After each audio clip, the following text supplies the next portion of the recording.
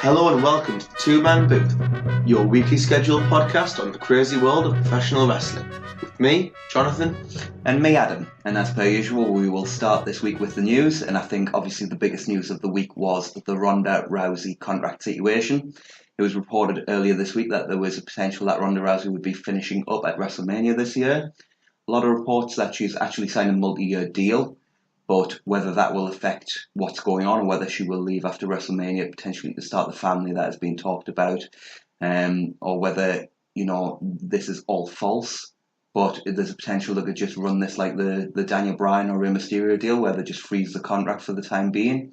We don't really know what's going on, but any thoughts on this, Jonathan? Yeah, I think that's a surprise. I don't think anyone expected this to come. I think we all thought that Ronda would be there for several years and, they'd build the division somewhat around her. Obviously with Becky Lynch becoming as hot as she's become over the last 6 months or so, that's changed a little bit, but Ronda was certainly going to be a big part of the division moving forward.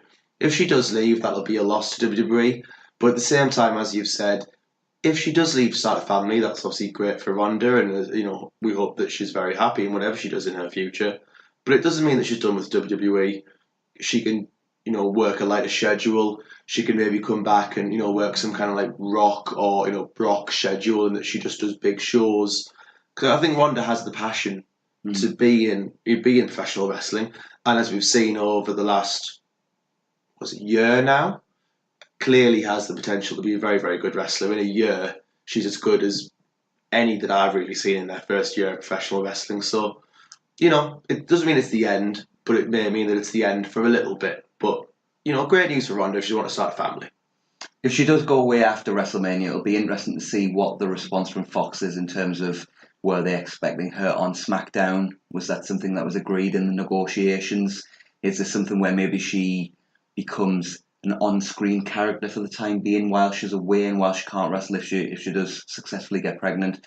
And obviously, there's a little bit of this where I feel a little bit uncomfortable because, who are we to talk about what Ronda wants to do with her body and her family and whatever. But it's obviously a massive thing for the wrestling business. If she goes away, she's one of the most legitimate drawing cards they have. Yeah, I mean, as I've said, if she's happy, then great. But I totally agree with you. It's not something for us to really talk about. And I think Ronda's echoed those statements that she doesn't really want people talking about her choice to have children and her personal life like that. The main thing is it's wrestling news, but at the end of the day, if she's happy, then as wrestling fans, we should be happy for her. So the next thing I think we need to talk about this week is the exits of two TNA originals from the now Impact Wrestling, with Sanjay Dutt and Abyss leaving the promotion. We assumed to join WWE. Ed Nordholm left a statement basically saying that this was too good an opportunity for Abyss and Sanjay to turn down, and he was very happy for them, which I thought was a great stance for Impact Wrestling to take.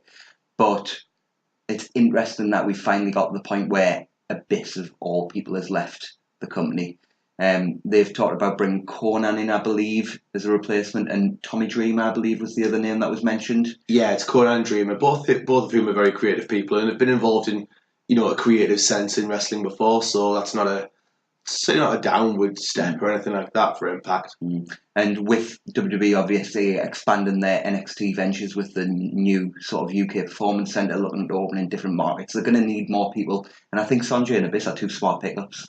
Yeah, I think, as you've mentioned, it's really interesting the way that Impact have reacted. 10 years ago, they would have deliberately buried them on television and been very bitter about them leaving. I think it shows what's happened to Impact, and both that they've dropped down in terms of importance in the wrestling world, but that they've become a much better, healthier company. For Abyss to finally get the WWE is really awesome for him. He was a massive part of TNA in the early days. Supposedly was being looked at years ago for a feud with Undertaker and turned that down. And Sanjay has been a big part of the X Division on and off throughout most of his career. So for both of them, that's really cool. And the rumours that I've seen seem to suggest that they're both going. At least Abyss is going to NXT, and they're both going to be working backstage with Triple H, and that's great for them. Yeah, that's what I've heard too. And Sanjay, I think, is somebody they're looking at it potentially helping them get into the Indian market and that sort of Asian market that they've been looking to sort of exploit for so long. We saw it with the Jinder thing and other things totally, and other things that have gone on. So having him in there hopefully will give them some kind of impact into that. But that was a big sort of move, I think, for WWE. They need to bring more people like that in. So the next thing we really need to talk about is the Revival. We talked about it a little bit last week with the fact that they'd asked for the release, they'd been turned down. The rumours have come out this week that their contract expiry is actually April 2020, so a long, long way away. We're basically talking past WrestleMania next year.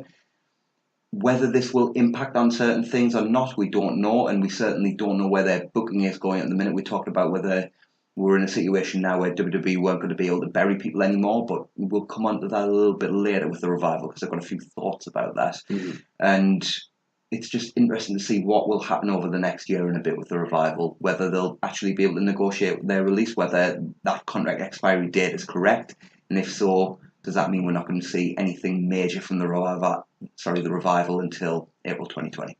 If I was booking WWE, I know exactly what I would be doing. I would be doing everything in my power to make sure that, as we have said before, probably the joint best tag team in the world stayed on my roster. They're a fantastic tag team. Everyone that knows anything about wrestling can see their potential. They should be doing everything that they can to make them stay. Whether they do or not, we don't know.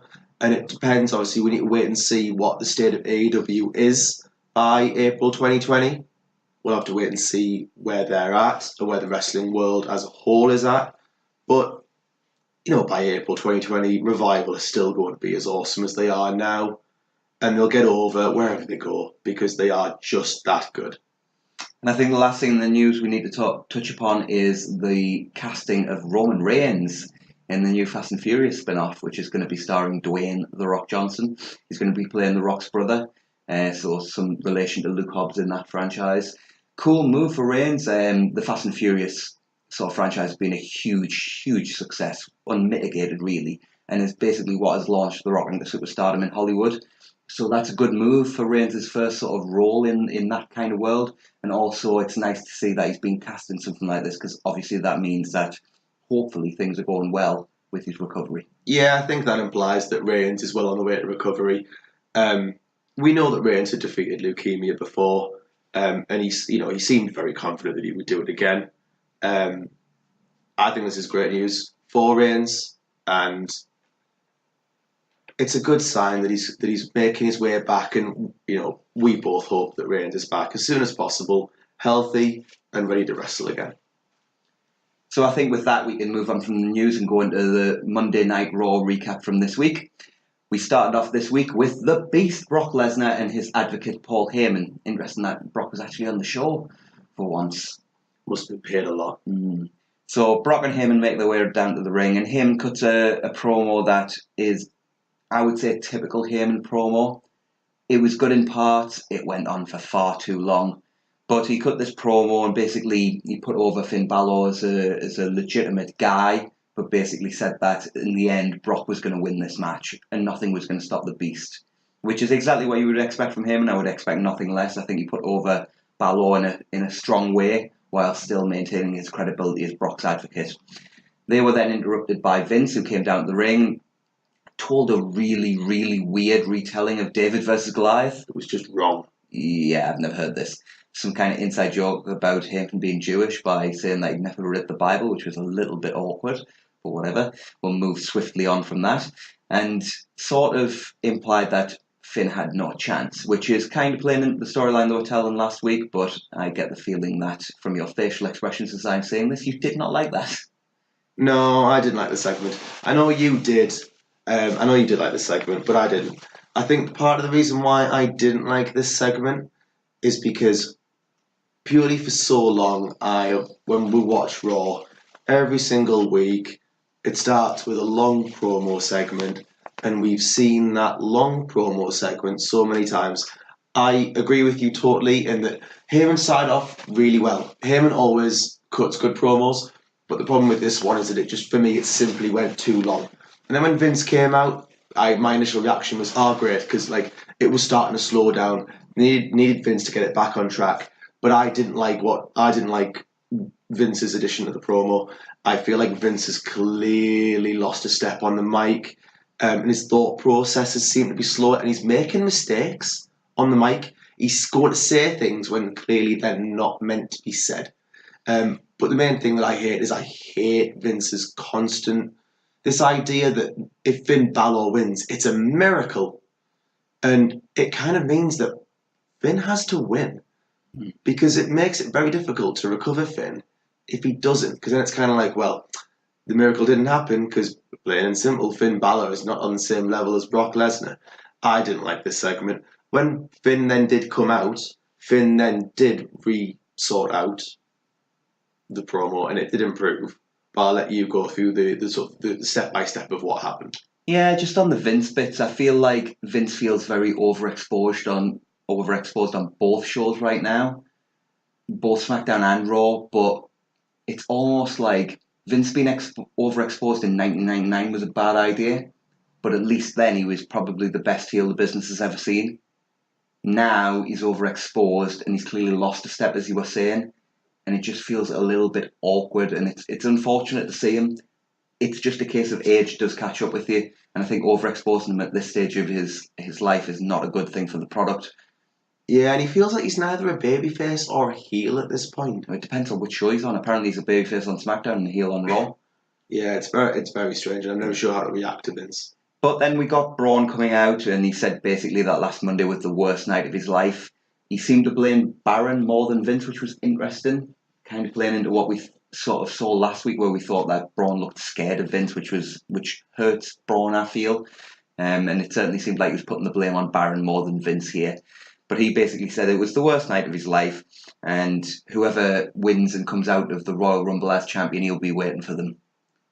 And that led to Finn Balor coming out, and he came out to a very, very good reaction from what I have to say was quite a down crowd, I felt, for most of the show. Yeah, it was not a good Raw crowd. It was fairly quiet on the whole. They reacted to some things that are very over with most crowds, but on the whole, they were pretty quiet. So Balor came out and he cut what I felt like was a really good promo. I don't want to go to sort of, I know the indie scene and all that here, because I know some people don't like that, but I didn't see Finn Balor in this segment. I saw Prince Devitt in this segment. That's certainly what it felt like to me. It felt like what Devitt used to feel like in New Japan. And I feel like he came out, he cut this promo, and he basically said that Vince doesn't believe in him, but he believes in himself, and more importantly, the Balor Club believes in him. Very babyface promo. Basically said that Braun needed to keep his nose out of Finn's business, as Braun tried to say that he better beat Brock at the Royal Rumble. And then basically Vince booked the match, Finn versus Braun, for right now. And I know you didn't like the opening segment. There was bits of it I did like, bits of it I didn't like, but I love this match. I thought they did everything they could in this match to make Finn Balor look like a superstar. We all know he's not winning at the Rumble, but it made it feel like there was a chance. I enjoyed this match. I really did. The only thing, and I know we haven't spoken about this yet, you know the spot where Finn was on the top rope, mm-hmm. and then Strowman sort of choke slammed him off it into Lesnar, and then Lesnar suplexed him. Why wasn't that a DQ? Yeah, why wasn't that a DQ? Yeah, that was weird. Yeah, because it wasn't like he just threw him back because he was on him. Like he caught him, he bounced, and then he suplexed him over his head. I guess their argument would be it was incidental contact. Well, Brock would have to put him down somehow. I mean, it's a pretty brutal way to put somebody down. Couldn't just drop him. But I think that would be their argument, was it wasn't an intentional disqualification, whereas what will come on to later was more certainly an intentional disqualification. But yeah, back on the match itself, like I do agree, it was a really good match. It did a lot to make Balor look good. A lot to make Balor look good. Well, Balor basically ran through both Braun and Brock for a period of about 3 or 4 minutes where he was just hitting one on and then the other on, and it made him look super strong because Braun's been protected to an extent and Brock's the most protected guy on the roster, arguably. And like even more protected than I'd say Roman Reigns was pre-leukemia diagnosis.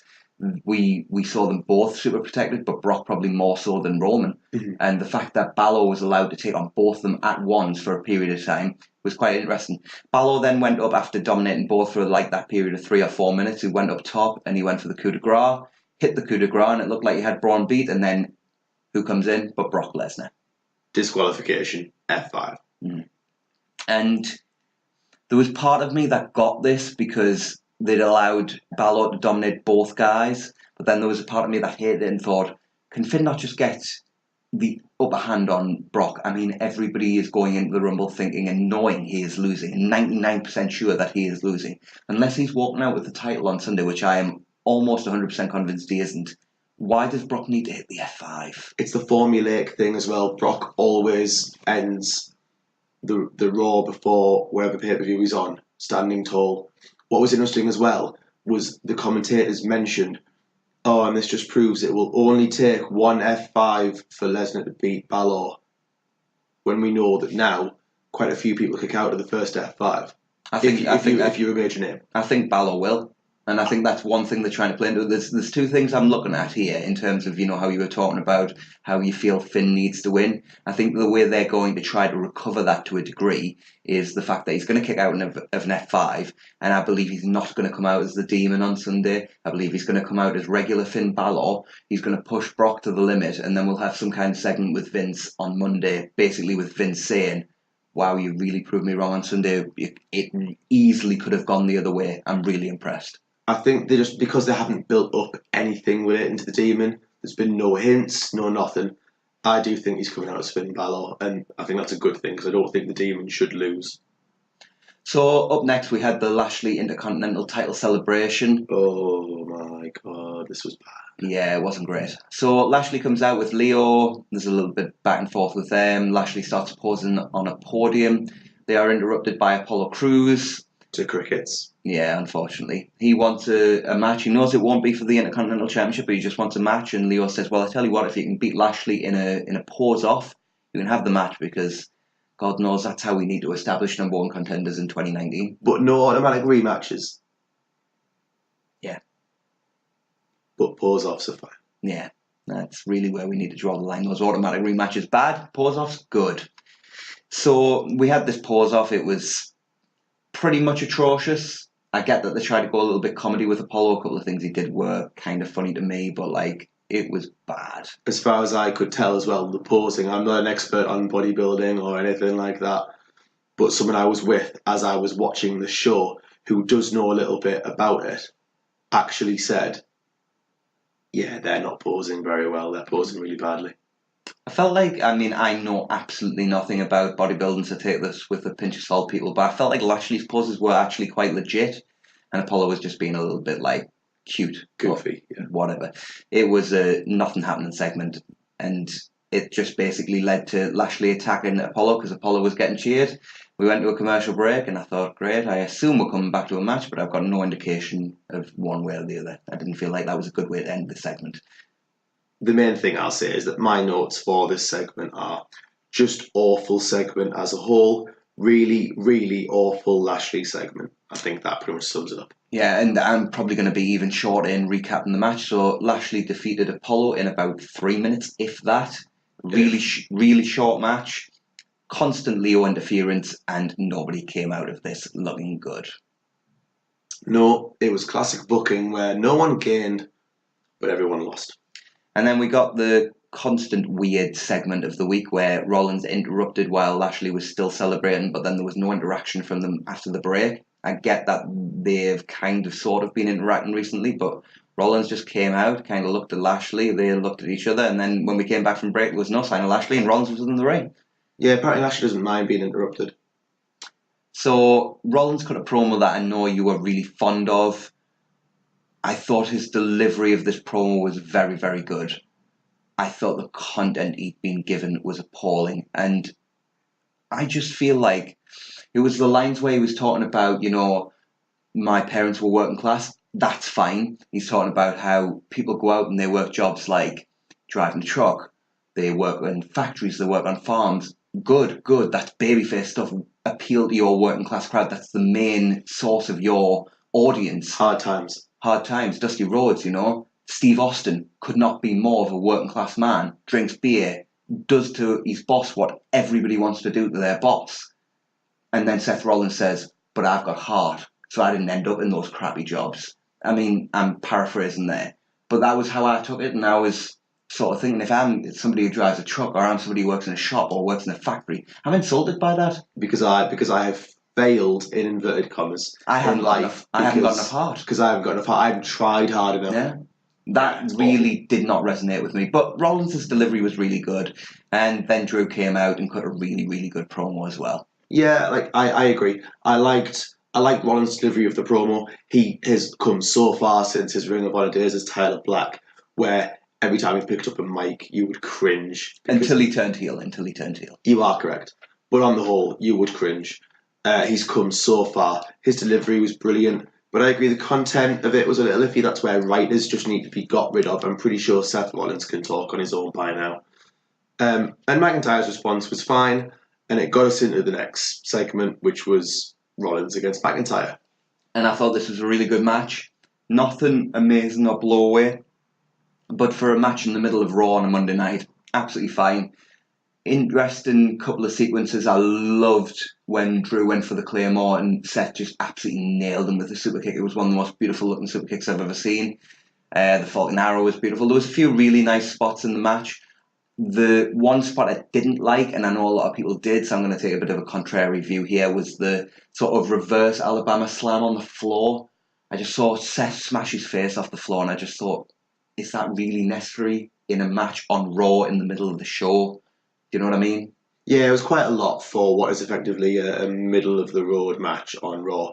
But I for a middle of the road match on Raw, I really enjoyed this. I can't say this because I'm really stupid. I can't say that I watched it with the most intensity I've ever watched a wrestling match. I was sort of looking at the screen as it was on. You were watching, but you weren't glued. Yeah, but at the same time, as I was watching, in my head I was like, "This is pretty good. Like, I'm entertained. I'm not great, but I'm entertained." It's pretty much all I could ask for, because those two should not be going all out, because I would imagine that they're both going pretty late in the Rumble anyway. So they need to preserve themselves to some extent before Sunday. So the closing stretch was really hot, and Rollins picked up the win with a schoolboy, which sort of protects McIntyre but gives Rollins a big win going into the Rumble. And they've mentioned how he has a lot of momentum going into it. He's my favourite at the moment. We'll come on to that a little bit later. So we then had the Revival visiting Mr. McMahon. They complained about the fact that they are constantly being screwed, essentially, and asked for a special guest referee to be appointed for this match. And of all people, Vince, the head of the biggest wrestling company in the world, decided to give the job of this special guest referee to somebody who'd never refereed a match before in their life, in Kurt Hawkins. Does this not act as like a damning statement on the quality of WWE's officials? I mentioned this either last week or the week before about how the storyline is effectively making out their officials and their referees to be useless. Apparently now their officials are so bad that we need literally a replacement referee. That's an NFL reference. Because that worked out so well for the NFL. But mind you, after the call in the Saints-Rams game at the weekend, I'm going to go with let's bring the replacement ref back. But effectively they need a replacement ref, and that replacement ref was Kurt Hawkins, who they did mention knows a lot about 3 counts. The next segment just made me shake my head, and not because anything about it was necessarily that bad. There was a few bits I didn't like, but I cannot believe how little this company has made me care about Dean Ambrose. He went out there, he cut a promo, he talked about how he's going to win the Rumble. The content in parts was fine. The content in other parts was poor. His delivery was fine throughout, but the main thing that struck with me was the fact that he did not stand out as a star to me. I mean, this is Dean Ambrose. He should be a star. It's Dean Ambrose. I agree. I have really liked Dean Ambrose, or even back to when he was John Moxley on the independent scene. He's a great promo. He's very good at his in-ring style, almost this Brian Pillman type style where it's crazy, it's manic, he does whatever he wants. But I agree, I care so little, and I have been saying for such a long time how much he needed a heel turn, and I've wanted that heel turn, and then they've given me it, and I'm sick of it, which makes absolutely no sense. So next, after the Ambrose promo, we had the Lucha House Party versus Jinder Mahal and the Singh brothers. Not really much to write about home in this match. It was there. There was a lot of rest holds, and then all of a sudden, Grand Metalik hits a backbreaker, And it ended. And I don't know whether the Singh that was in the ring was meant to kick out, whether the Singh brother that was on the outside was meant to break it up. I don't know what was meant to happen, but I genuinely do not believe this was the desired finish. The reaction of everyone around ringside, including the commentary team. Michael Cole going, "Oh, he got him." That's not the finish I have written down on this paper here. Yeah, this was almost definitely a mistake. It was inoffensive, though. Lucha House Party should be winning that match anyway, so apart from it obviously being a mess up, and it was quite clear that it was a mess up, I didn't care, and to be honest, I wish they'd messed up earlier. So we then get an EC3 hype video, which was basically an extended version of the hype videos we were getting for as a whole when everybody was coming up from NXT and they were showing them all as one hype video.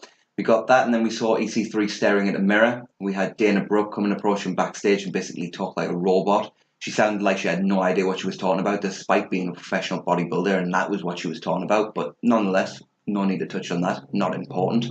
We then had Elias walk past, and this was basically our introduction that Elias has come to the ring. They're still trying these weird segments. Elias came out and was still pretty over. All things being considered, everything they've done to him, and he's still so over. Walk with Elias is still one of the most over things that happens on Raw every single week. Yeah, behind Finn Balor and Burn It Down when Rollins came out, I think it was probably the most over thing on this show. And that is both a testament to Elias's staying ability and a detriment to how can you book a guy this badly? And still he be so over because of his natural talent and entertainment value. So use him better. Because we've criticised a lot how we feel that those that have come up from NXT a lot of the time get worse on the main roster. There's been ones that have improved, but on the whole, we feel like the majority of them get worse. And we've named, I think there's two that we always look at particularly, is Elias, who's got much better, and Charlotte, who's grown immensely as a performer. But they've grown as performers, and yet their booking has got worse. Charlotte to a lesser degree, but I still think her booking now is worse than it was in NXT. But Elias, to a huge degree, has been booked worse on the main roster. So Elias then continued, and we'd had the Walk with Elias thing, and then we got Baron Corbin interrupting, and literally my notes at this point read, Baron Corbin, oy vey. Mine read, Baron is just awful. And that's all the reference I really have about Baron.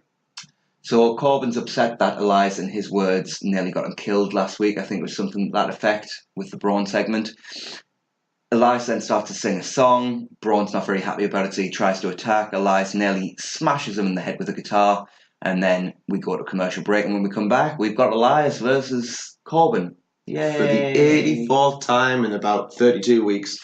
Literally, I looked this up for the second time in the past year.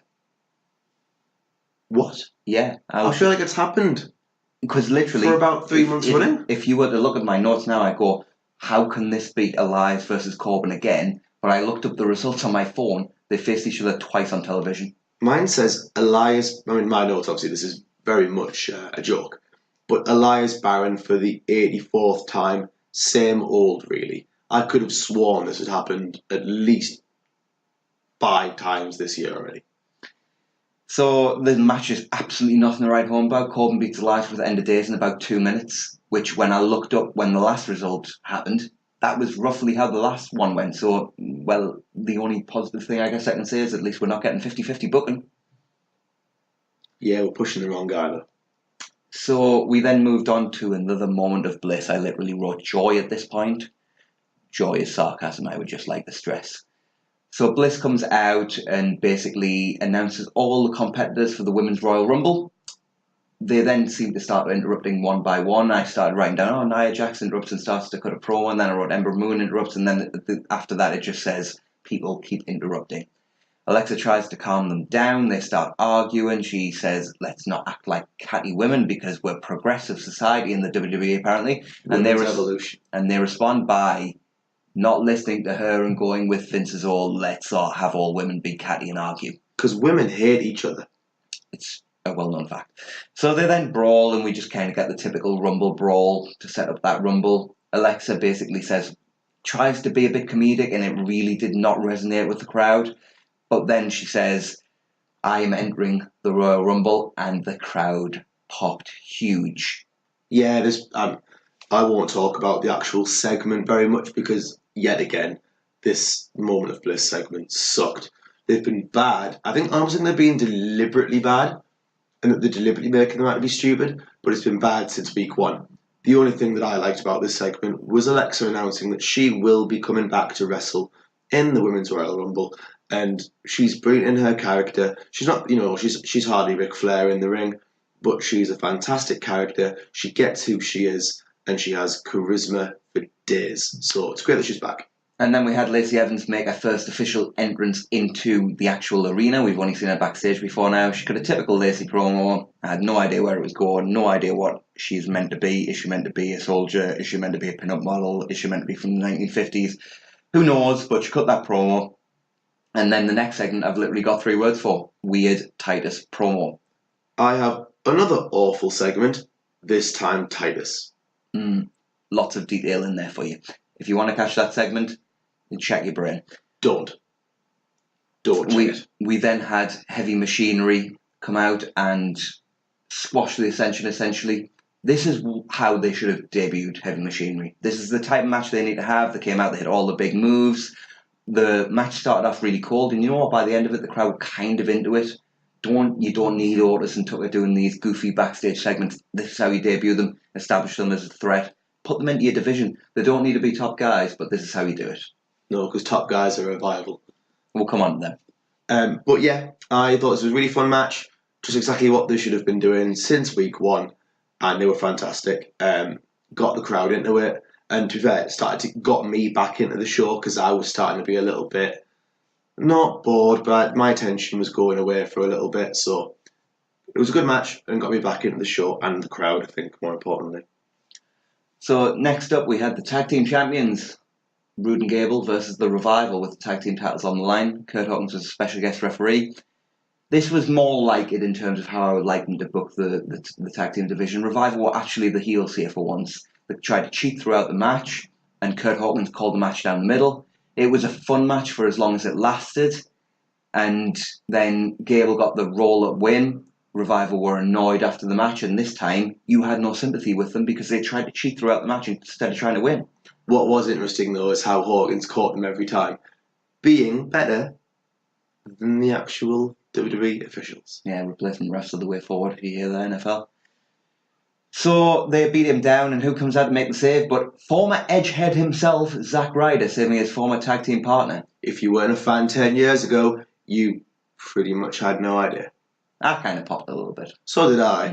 But if you weren't a fan 10 years ago, you had no idea why this was actually important. Yeah. So Ryder made the save, and my only thoughts at this point, at least according to my notes, were, oh God, Hawkins' losing streak is coming to an end when they beat the Revival, isn't it? Yeah, unless that angle gets crazy over, which I very much doubt it will, that's going to suck. The only thing I do want to mention about this show, about this segment, is that there was and I mean very small, okay? It wasn't like the whole crowd was chanting it, but there was a FTR chant in this segment. People know that they're better than they're being booked to be, and people are going to get sick of it pretty soon. Now, we usually agree on pretty much everything in pro wrestling. There's been a few things we've disagreed about in this show, and I think there's another thing we're going to slightly disagree about here. Ronda's backstage promo. Loved it. I didn't. She delivered it with a lot of passion, which I did like, but at the same time, she was clunky to start off with. She lost her way once, and what the hell was that line about Sasha wanting Ronda to wash her feet with her hair? I mean, what? What? Doesn't that make sense to you? No. Doesn't make sense to me either. But thanks for clarifying. Just making that clear. I felt this promo was a little rambly, and there was certainly a period where Ronda got lost. But considering that Ronda's not always fantastic at these kind of things, for Ronda, I think this was a very good promo. The main thing is that it showed passion, and when you go back to any kind of pro wrestler, Ultimate Warrior rambled on about absolutely nothing but showed a whole lot of passion. Hogan didn't always say that much but showed passion. Savage is much the same. Doesn't always have to be the words itself, it's the delivery and the impact of those words. And I do believe that Ronda actually did deliver these lines well, and it fit her character at the very least that she would talk in that way. So the main event of the show was then Sasha Banks and Bayley teaming up to take on the team of Ronda Rousey and Natalya. I felt like this was kind of clunky early on, but really improved as things went on. I was really impressed by Sasha's character work. I was really impressed by Ronda's character work. And they were the two guys we should have been focusing on. Sasha cut a promo before the match, which I felt was a really good heel promo. If they're still intending that to be a babyface, it was a really bad promo, but I think Sasha feels more like Sasha to me at the minute. Yeah, Sasha feels like the boss again, and the more that happens, the more that fans will start to buy in. The problem was is when she cut that promo, one of my notes actually is Sasha delivered a good promo, just the fans are struggling to care. It's not that she's not doing her job very well, but because the booking team have not done their job very well with Sasha for about a year and a half, 2 years now. Yeah, so fans can't care about her. But if they keep booking it well, that'll change. Because Sasha Banks is cheerable and booable because she's just great in her character, and we've said this before. I think we somewhat overestimated how good she was in the ring at the time. But she was in there with a lot of good people, yeah. Yeah, but she's certainly more than serviceable, and she's great in her role. I thought the character work before the match was brilliant as well. Ronda's facial mannerisms, how she kept trying to go for Sasha, and how Natalya kept trying to stop her being the vet. The vet, yeah. The only thing I didn't like about the pre-match amble was sort of the line Sasha placed, which basically said she earned this match by beating Nia, given they'd announced the match and had Ronda challenge her before she even had that match with Nia. That was just one little quibble that I just didn't like. I thought at the time that they should have booked it where Sasha beat Nia and that was how she earned her opportunity. But they decided not to go that way, and now they've kind of flipped scripts. And I just, if you're going to go with something, stick with your original plan. Yeah, so she earned her way in rather than proving her way into the match. Yeah. I've chosen you, now you go show me you deserve this match, Sasha. Yeah. There was a really weird line where Graves kind of referenced Reddit here. What? Yeah. He was like... Vince can't have been there. Yeah. He was basically said that Sasha's really over. He didn't say the word over, but he basically said Sasha's really over on Reddit forums, but... I love the idea of Corey just surfing Reddit late at night going, well, I can't sleep, I'll just go on Reddit and see what they're saying.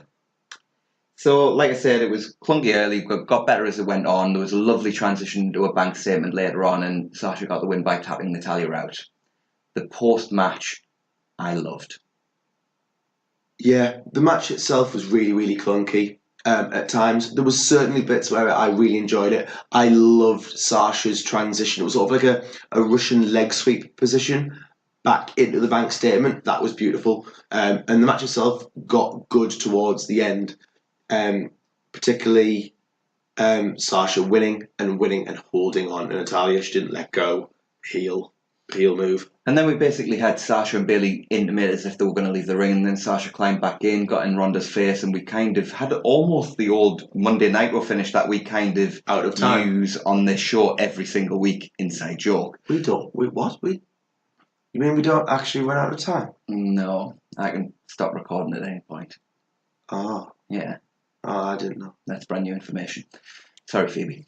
And basically, I thought it was a really cool way to end the show. It's not something that they usually do, and it was a really cool way to end the show. Like we've said, anything that they do that is different, we are big fans of. And this was different. It felt fresh because I ended that show thinking, did Ronda beat up Sasha or did Sasha beat up Ronda? What happens? I need to see next week. Yeah.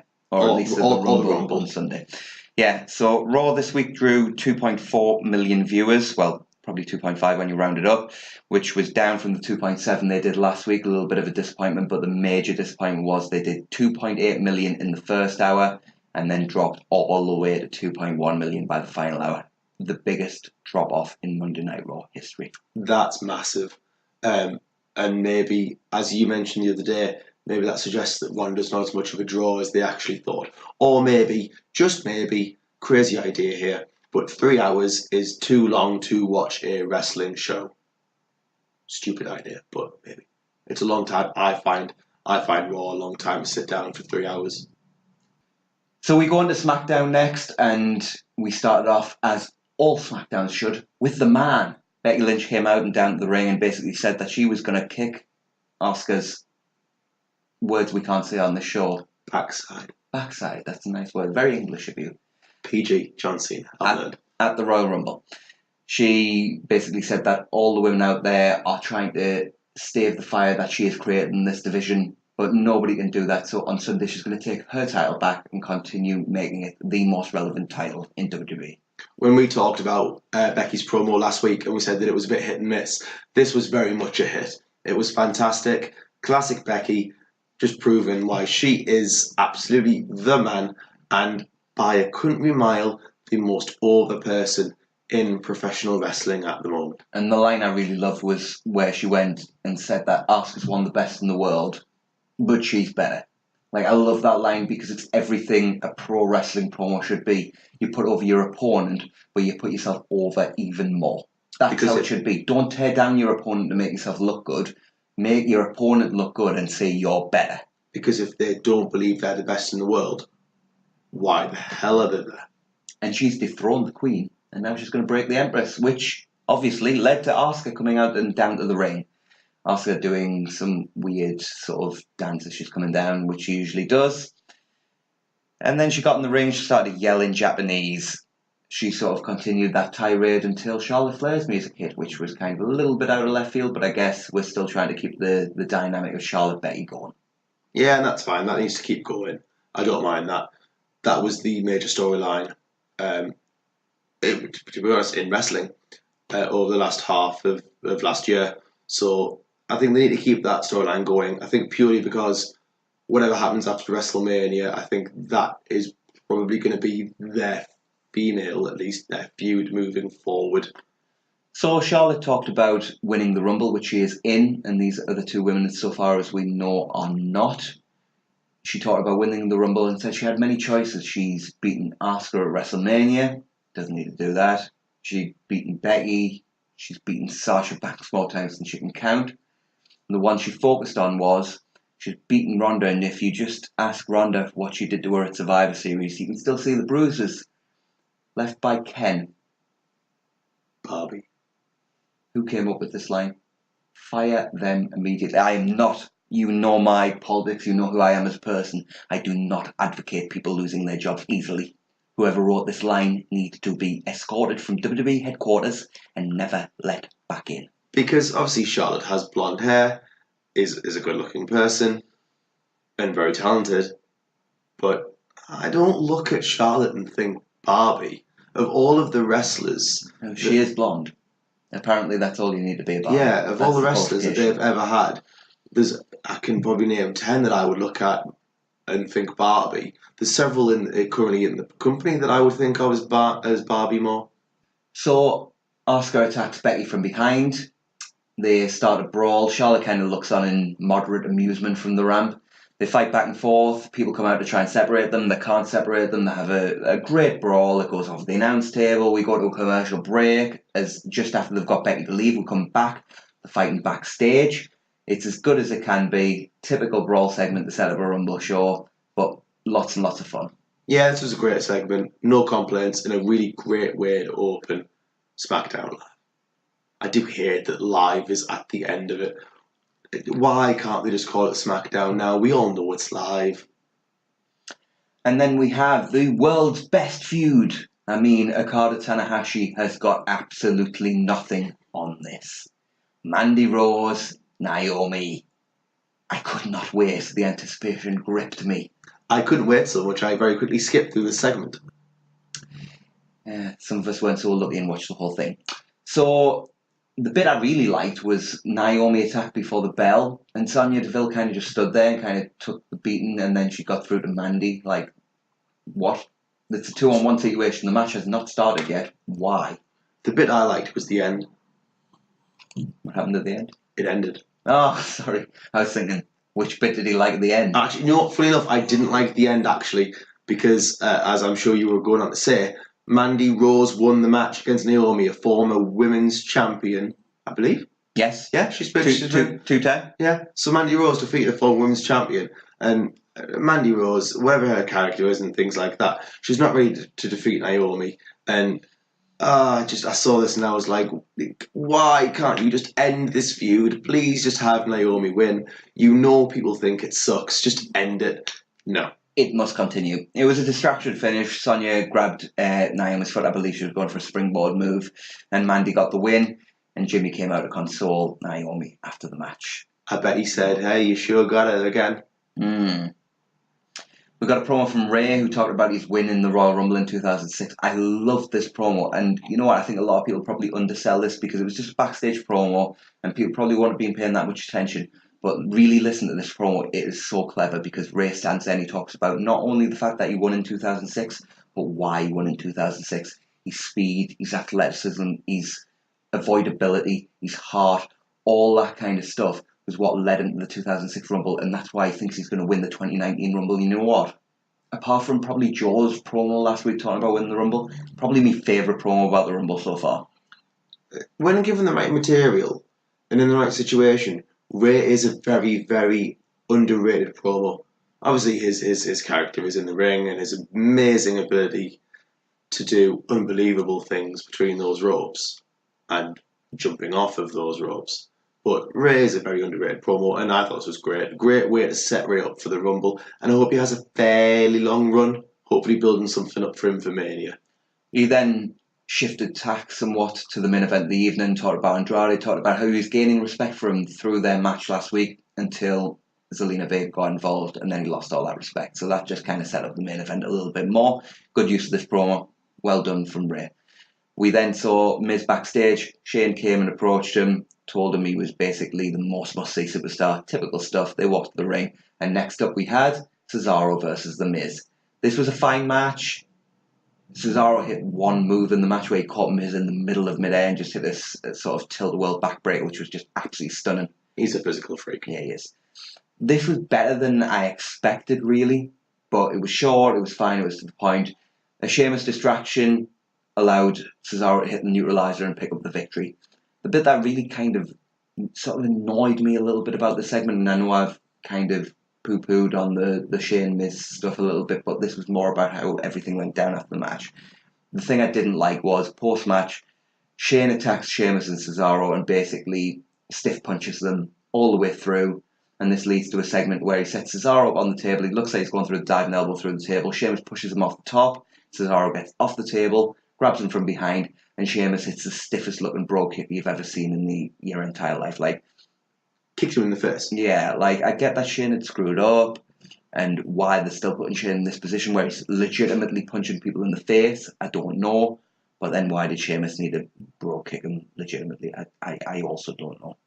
Yeah, the match itself was fine. No problems, nothing stand out, but certainly nothing bad. And then the aftermatch was okay. I did find it very uncomfortable seeing Shane legitimately punch people and then seeing him get kicked in the face. Like, I have turned on this angle.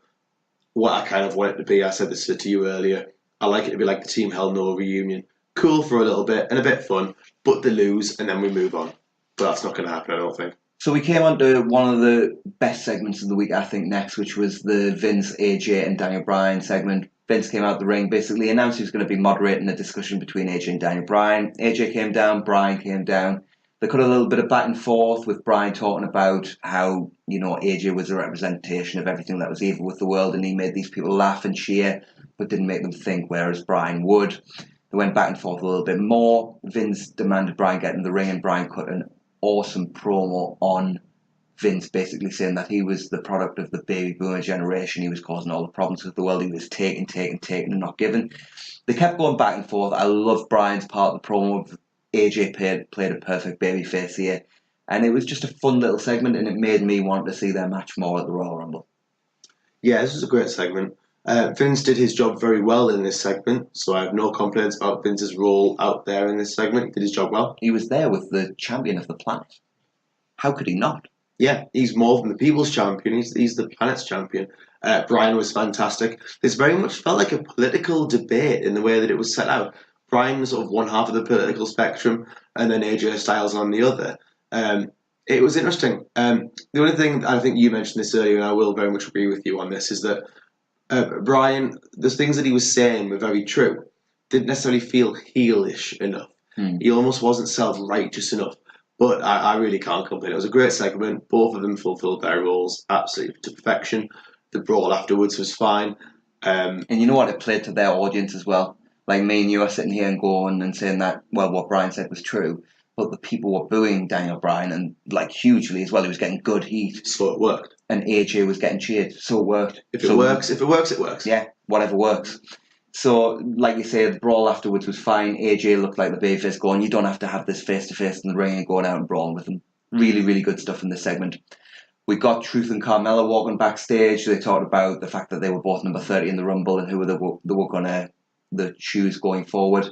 The only thing I really didn't like about this was how Truth was more than willing to face AJ Styles. He was more than willing to face Daniel Bryan. He was more than willing to face Finn Balor. But he's really scared of the big bad Brock Lesnar.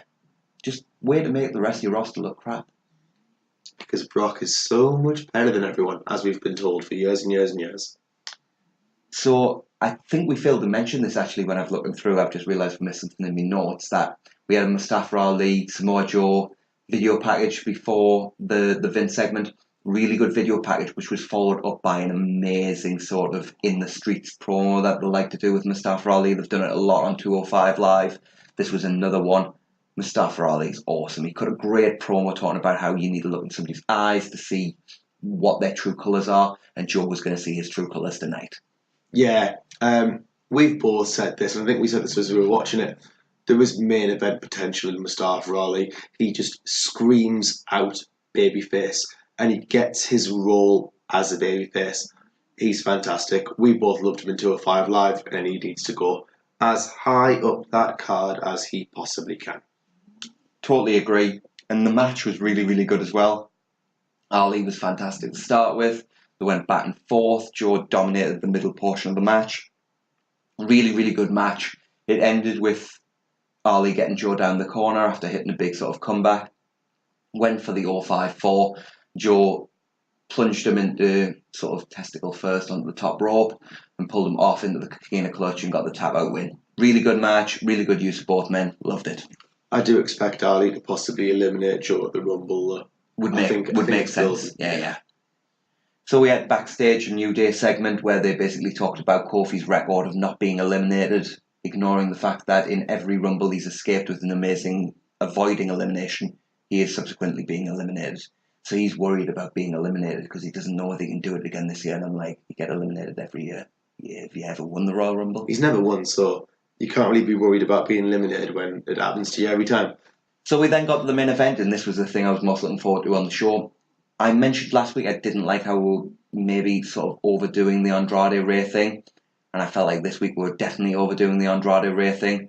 But they were doing a 2 out of 3 falls match, so I expected to be great. The first fall didn't go as long as I expected it to go, but Andrade won with just the most devastating looking top rope powerbomb I've seen in a long time. Not like a Bully Ray top rope powerbomb where he's like sat on the top rope and he's actually stood on the middle rope. Andrade was legit stood on the top rope and he just powerbombs it very safely, but he powerbombs this guy and it looked awesome. He picked up the win there, and then the second fall was even shorter. It only went for like a minute and a half, and Ray won with the Canadian Destroyer, like version he's been using. I guess we should probably call it the San Jose Destroyer or Mexican Destroyer. Well, he's not Mexican, is he? Oh no, he's not, of course. Yeah. The 619. The 619 Destroyer. Right, next week we need to come up with a cool name for that move. We'll come up with that. We'll let you know next week. Anyway, so he won the second fall with that. And then we fought through a really, really awesome third fall where they went back and forth. This was amazing stuff. And I felt like, even though I was a bit disappointed in the first 2 falls, really felt like we're building to something here. And all of a sudden, Ray's on the outside after hitting the 619. And who would pull him off the apron but Joe? And Joe powerbombs him into the apron. And I really, really hated this, and I thought it was unnecessary. I thought we could have got this heat with Joe after the match, but whatever. At least Joe was dominating. He's needed a push to look strong because they've damaged him so much. So he dominates both guys, but then who flies in out of nowhere but Randy Orton with an RKO out of nowhere, because God knows Randy's the one who needs to be standing tall at the end of the SmackDown. Yeah, and I think we both find Orton, on the whole, boring the vast majority of the time. But it's amazing how no matter what his career, what direction his career goes in, no matter what happens, whatever Orton does, wherever he is, he's always crazy over. It's so weird. I didn't like Joe coming out and stopping the match, but if you're gonna do that, Joe has to end the match standing tall. Orton's gonna be over at the Rumble no matter what. To an extent, Joe will too, of course, because Joe is massively over with the hardcore audience. But realistically, Orton didn't need this because Orton's Randy Orton. But Samoa Joe did, and it made very little sense apart from the KO out of nowhere mean thing. So we then move on to 205 Live, and before we start the show, Drake Maverick sort of set up the two matches of the show, and then we found out we've got a new announcer on 205 Live, so we have no longer got a two-man booth on any show. Apart from here. Aidan English has joined Vic Joseph and Nigel McGuinness on commentary.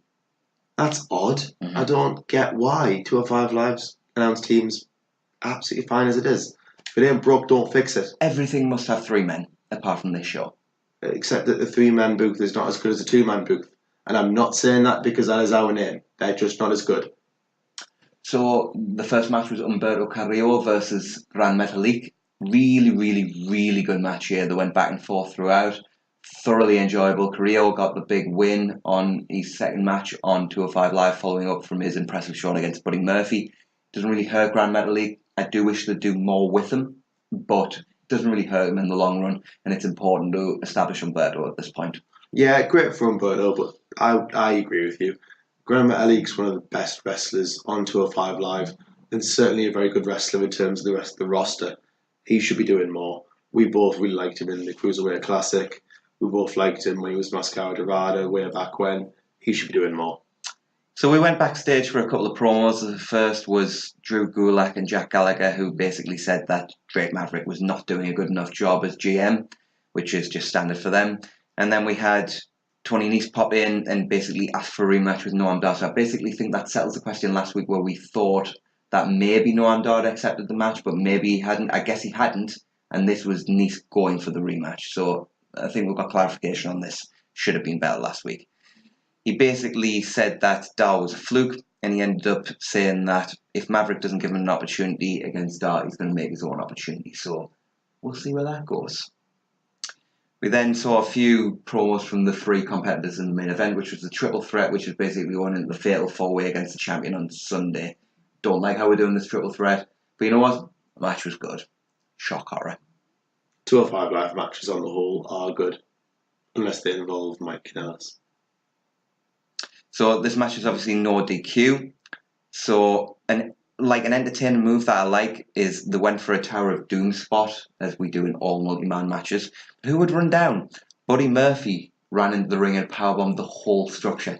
Of course he did. If you're going to do a triple threat before a fatal four-way, that's probably the way to do it, you know. Like, I hate to give 205 Live credit where I've just been discrediting them, but that was a really cool move. Yeah, 205 Live make good decisions. I bet you that was an awesome visual. I must be honest, I have not seen 205 Live this week. I know you have, that's why you know the results, but I have not been able to catch it this week. But I'm gonna have to now watch it rewatch it back to get that visual, because I bet you that was awesome. And a good booking decision. So Murphy then takes advantage and basically beats the holy hell out of all of his opponents, because why wouldn't you beat down your opponents going into Sunday, especially if you're a heel? Yeah, you want to get an advantage. So Kalisto eventually caught Murphy with a kick and a Salida del Sol, and with that out of the way, they then sort of all brawled. Itami took control. They went back and forth again and again and again.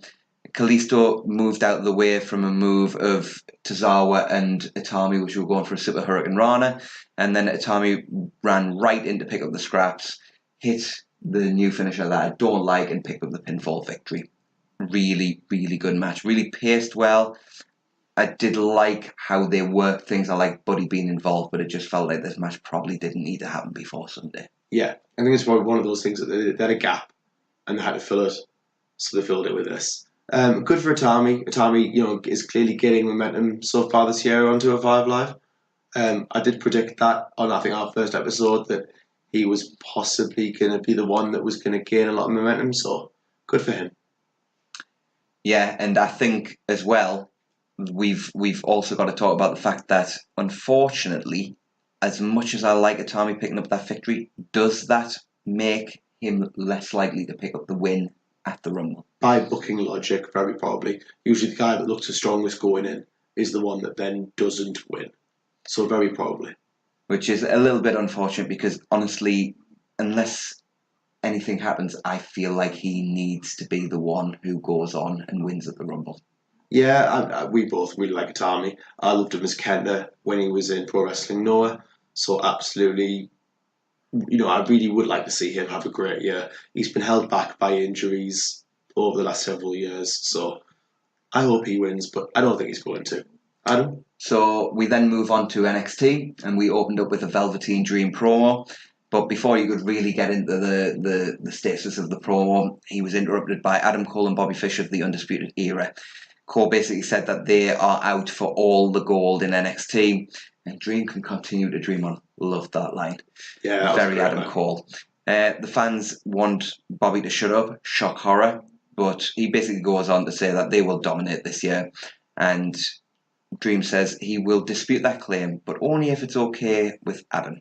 And then Fish and Cole sort of charge the ring, but both get swatted aside before Dream makes his exit. Yeah, it was a really good first segment. Really got the crowd set up for what sort of effectively the main event. It wasn't the last segment, but it was the last match. I liked sort of Velveteen teasing these little bits of like, we know Adam Cole's the top guy in the Undisputed Era, and sort of hinting that at Bobby Fish. Worked really well and set up the main event fantastically. And I think you and I both share our love of Velveteen. He's just one of the coolest characters I've ever seen in wrestling. Prince that can fight.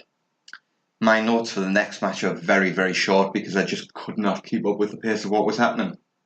We had Oney Lorcan and Danny Burch versus Fabian Aichner and Marcel Bartel. This was just like balls to the wall action from the start. Really fun. Didn't go very long, but I just had no time to keep up with what was going on. It was a fight, wasn't it, more than a match? It was just a sprint where they just threw everything at each other in such a short period of time. I think we mentioned that they'd have a great match together, and they did. I do hope that I see a much longer match. I think all four of them are absolutely fantastic wrestlers. Totally agree. Aichner sort of hit a big move to the outside and then went for a big move in the ring, but he missed and Lawton rolled him up for the 3. Really, really fun. We then had Kairi Sane and Io Shirai versus two sort of jobbers whose names I didn't actually catch. I believe one of them really looked like Amber Nova to me, but I'm not 100% sure it was. I didn't catch their names, I must be honest. I know they were there, but I don't know their names. So it ended with Sane hitting an elbow drop with an assist, and then Io hitting a moonsault with an assist, and that was all over there. And then exactly what it needed to be: short squash match, put over Io and Kairi, and we would come on to then find out that next week we're going to be seeing Io and Kairi versus the 2 members of the 4 horsewomen that are down in NXT that are not named Shayna Baszler. Yeah, and that should be really interesting, and we'll see whether Shayna gets involved. Working towards Takeover at WrestleMania. That'll be very interesting. And we then had the main event, which was Velveteen Dream versus Bobby Fish. This was similar to the last couple of weeks where I didn't feel like it was a main event that grabbed me. It was fine, but it was what it was. Do you know what I mean? Yeah, I agree. It was fine. Velveteen is a good wrestler, but like I said before, he's not Ric Flair. But he's a very good wrestler. I never expect classics out of him. He's a character guy, isn't he?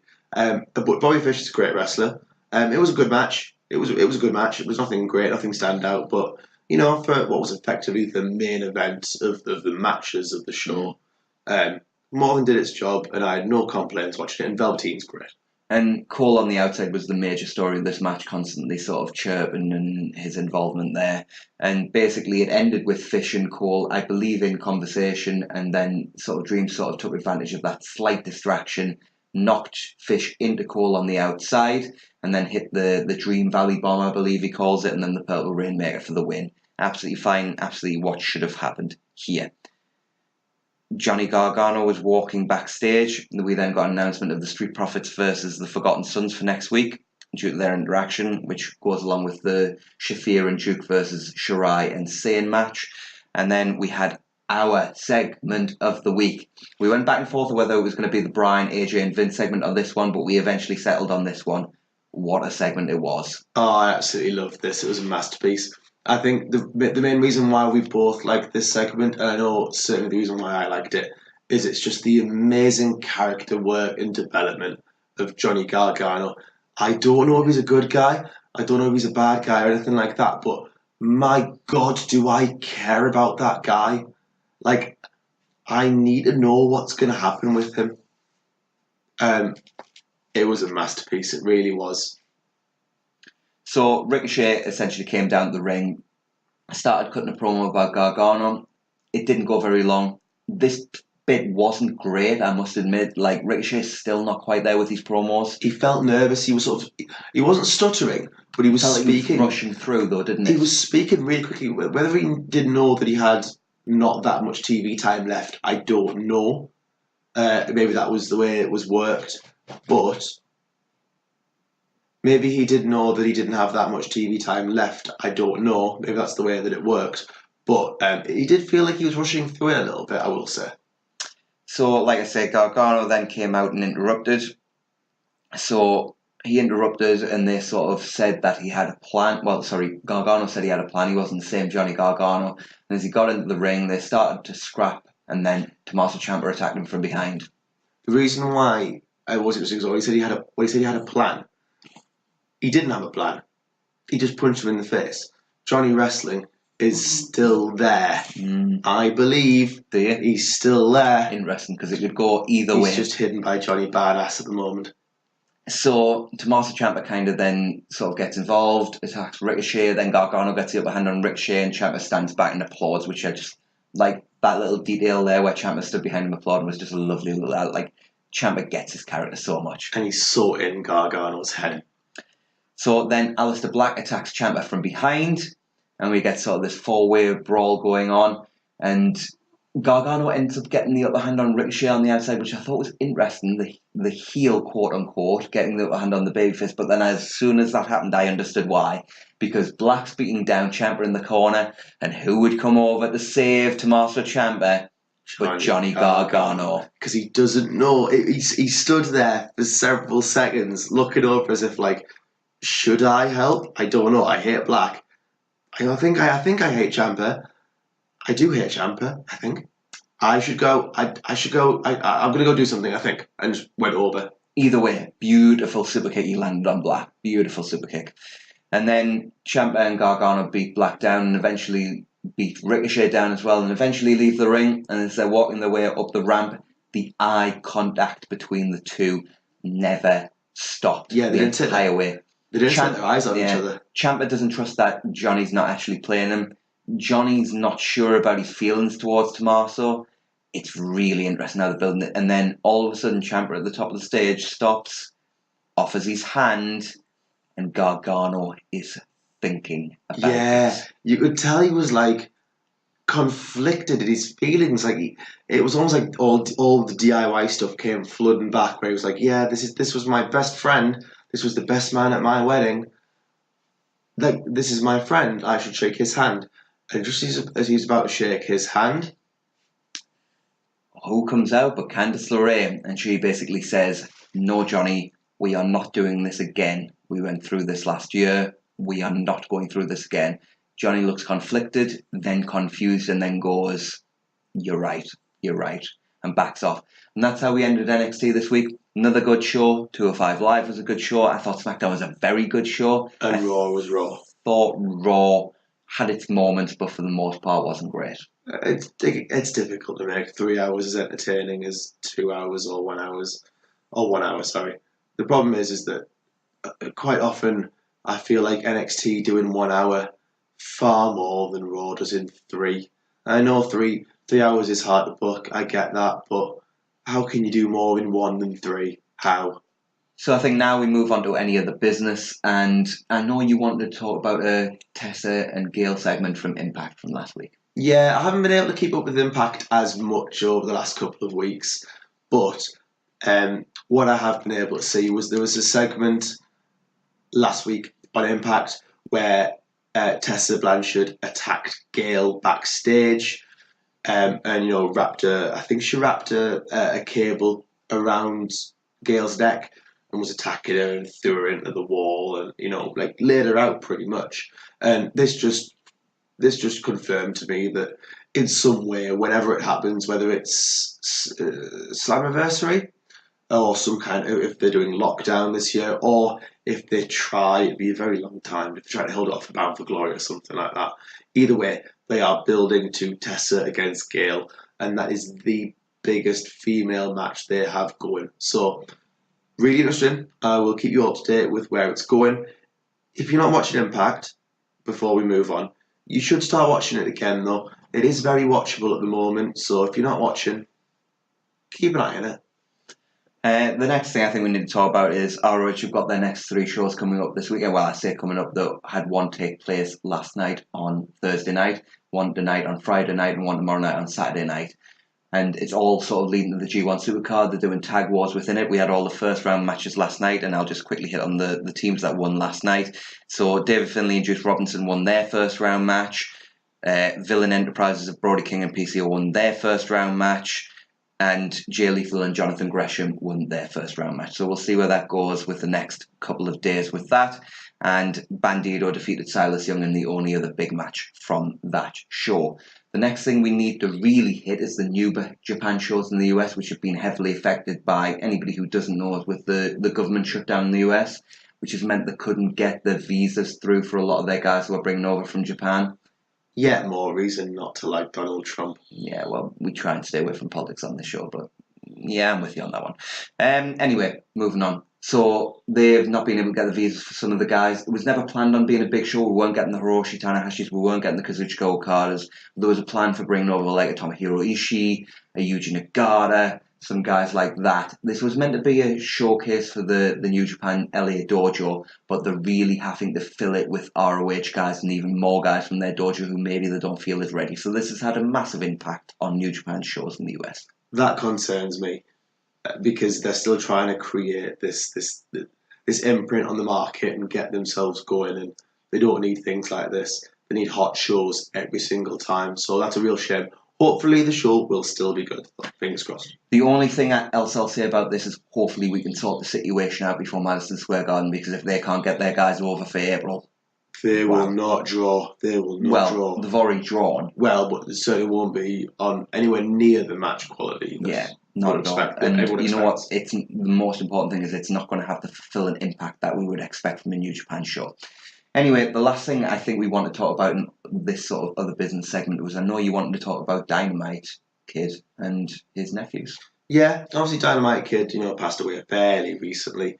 But his nephews have been training to wrestle, Thomas and Mark Billington. And they've done sort of smaller shows around the country. But they made their debut very recently in Defiant Wrestling, which is based around the area in which we record this, and what used to be called What Culture Pro Wrestling. And they had an exhibition match. They were led out by Marty Jones, who was their trainer, and they had a really, really good exhibition match. They both clearly have a lot of promise in the ring. They're both very good at chain wrestling, but they're both clearly still thinking about the moves as they do them. So we'll see where their careers go, but the main thing is in the Billington family there is clearly still talent, so we'll see. So we then move on to our final segment, and this week we're going to go with predictions for this Sunday's Royal Rumble. And before we hit predictions, and I will plug this again at the end of the show, I would like to let you know that we're going to have a special show next week. We will still be coming to you sort of next Friday/Saturday for the usual weekly show, but we're going to hit you on about Tuesday/Wednesday for the Royal Rumble, NXT TakeOver, and Monday Night Raw. So just keep your eye out for another podcast dropping on Tuesday/Wednesday. So without any further ado, we'll go into the Royal Rumble predictions. So we've got 2 pre-show matches. So we're just going to go back and forth on these. So the first one is Rusev versus Shinsuke Nakamura for the United States Championship. Jonathan, you want to hit this first? Who you got? I think Rusev. I think from where they've told the story, albeit badly, I think Rusev wins. Hopefully Nakamura can go higher. Yeah, I agree. I think Rusev for this one. And the other pre-show match is for the Cruiserweight Championship. We've kind of mentioned it. It's Buddy Murphy versus Kalisto versus Akira Tozawa versus Hideo Itami. I'm going to go... I was thinking Hideo Itami, but I'm going to go Buddy Murphy retention after what happened on 205 Live. I agree. I think Buddy retains. I think he would have lost it probably at this show if Mustafa Ali was still there, possibly, but no one else is ready yet, so Buddy needs to keep the belt. And on to the main show, we've then got the Tag Team Championship match for the SmackDown Tag Team Championships between Miz and Shane McMahon and current champions The Bar, Cesaro and Sheamus. Who you got on this one? I think Miz and Shane are winning. I really do. If they're losing, it's because one of them turns on the other. But I do think possibly Miz and Shane win. I'm going to go with The Bar here. And by the way, we will give you sort of a score breakdown on the next episode and let you know how both of us did match by match. But I'm going to go with The Bar on this one. I kind of see where you're coming from with Miz and Shane. And to be honest, I do think you're probably right. But I want to go a little bit different because I'm looking at the card and think we're probably going to go for a lot of the same options here. So I'm going to go with The Bar on this one. So the next match we've got is for the Raw Women's Championship, and it's between Ronda Rousey and Sasha Banks. Ronda Rousey. Yeah, Ronda Rousey. I don't think we need to move on from that. I think we know there's a good chance she's going to be the main event of WrestleMania against whoever, and I don't think there's any chance of Sasha Banks winning this match. Just hopefully Sasha has a great performance and proves herself again. And from the Raw Women's Championship to the SmackDown Women's Championship. And I'm going to hit this one first. It's Asuka versus Becky Lynch, and I'm going to go with Asuka. I don't think there's any question for me. What about you? I think Asuka too. I just worry what happens to cause Becky to lose.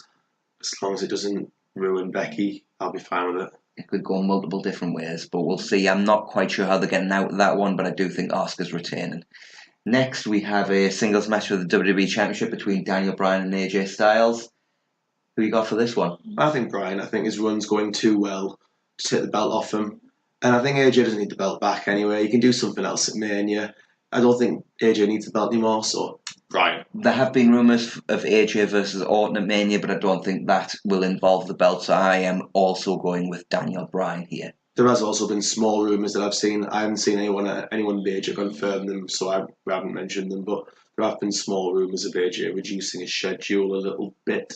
So I doubt AJ wins. And then we've got the singles match for the Universal Championship between Brock Lesnar and Finn Balor. And as much as I would love to see Finn Balor win this match, I am going with Brock Lesnar for this one. Yeah, with all my heart, I want to see Balor win because I loved him as Prince Devitt in New Japan when I first got into New Japan. But yeah, 100%, I think Brock's winning. And then next up, we've got the Women's Royal Rumble match. So who you got for this one? Because there's a lot of interesting ways it could go. There's people that potentially are not announced. I know some people think Becky's going to win. Some people think Charlotte's going to win. Who you got for this one, Jonathan? I really don't know. We spoke about this earlier in the night. If it was me and I was booking, I would make Becky look like a hero and I would have her win. I'm not sure that's what they're going to do, but I think Becky needs that to put her over the top as like a super duper star. That's what I would do. So who are you going with then? So I'll go with Becky. Okie dokie. Well, I kind of think that they're going to get a long way around to get to Becky versus Ronda or Becky and Charlotte versus Ronda in a three-way. So my answer for this is going to be Ember Moon because I think if they're setting something up with Ronda that's not going to involve somebody on her show, I think they'll want to give something to somebody on the other show to go across and challenge Asuka. And the only person I can think of that really stands out that could go there and have that match with Asuka and has the story is Ember Moon. So that's who I'm going with. I do think you could be right. I wouldn't complain. And then we've got the Men's Royal Rumble match, and I know exactly who I'm calling for this, and it's the same person I've been calling for this match since about October, and I think he is the person that will win, obviously, since it's my prediction. Burn it down. It's almost like you know who I'm going to say. Yeah, Seth Rollins for me, definitely. Yeah, Seth Rollins for me. He's been my favourite for quite some time. I think Seth's winning. So that's our Royal Rumble predictions, everybody. We will be revealing how we did. Well, you'll be able to see how we did when you watch the show, but we will be talking about how we did on Tuesday/Wednesday's podcast. When we discuss the Royal Rumble, we will discuss NXT TakeOver, we will discuss the Raw after the Royal Rumble, and we'll have a special little segment at the end, which we'll keep hidden until that show. So, anything you want to add? No, I look forward to coming back for the Rumble episode, and let's hope it's been a good pay-per-view. Oh, I'm sorry, we're out of time. We'll see you next week on the Two Man Booth.